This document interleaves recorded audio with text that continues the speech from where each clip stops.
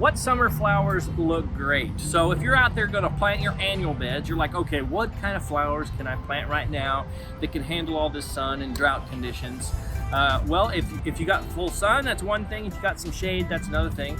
So let's assume that you have a little of both, right? So if you want to match the same type of look of flowers, if you got half of your lawn is in the shade, half of it's in the sun, the cool thing you can do is plant a mixture of, this is a vinca, so this is annual vincas, and you can also throw in some impatiens. Impatiens look just about the same, except they grow in the shade. So if you got a little bit of shade, a little bit of sun, mix your impatiens in the shade and your vincas in the sun, that looks great. So vincas also, they look good in hanging plants. If you want to do some hanging stuff, that is good for that. So let's walk around a little bit and look around here in the nursery and see what other types of summer flowers are good for North Texas.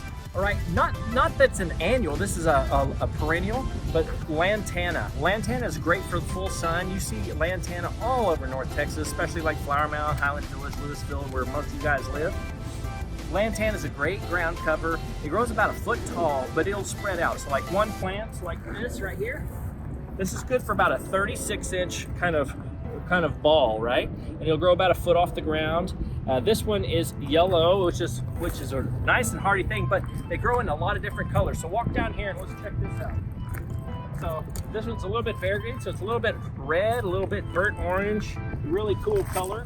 And we've got this one is a mixture of pink and yellow, and those are going to be really hot and popping. Take a look at some of these blooms.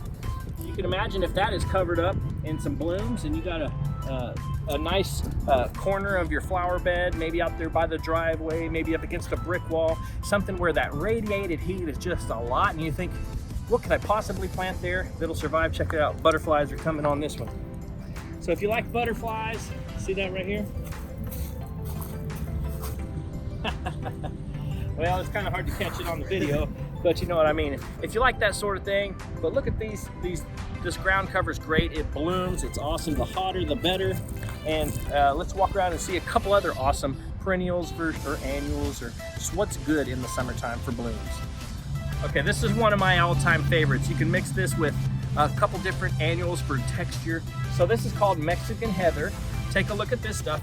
That's a nice kind of ground cover. It gets the same kind of shape as like maybe a basketball. Let me hold one of these up here. So you can see it grows about maybe 1.5 feet off the ground. It's about the same size as a basketball.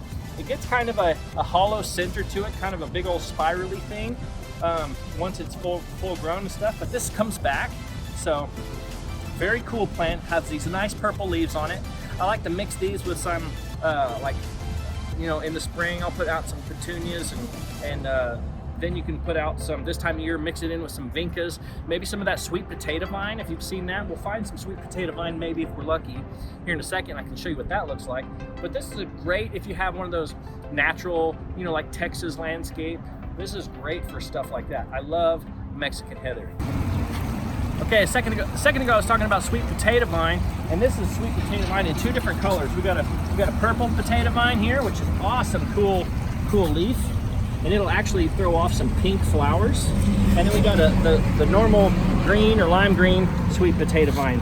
And so you can throw in like a 1 quart little plant, and it'll grow out to like 36 to 48 inches. You can see it'll just throw off these long, awesome vines. Really awesome. Now you can mix this with, like they did right here, they mixed it with some vincas, some different types of grasses, and it'll make great for pots because they're so hardy for drought. You can also use this sweet potato vine as a ground cover. Look at this other plant over here. That you can use it in a lot of different ways, and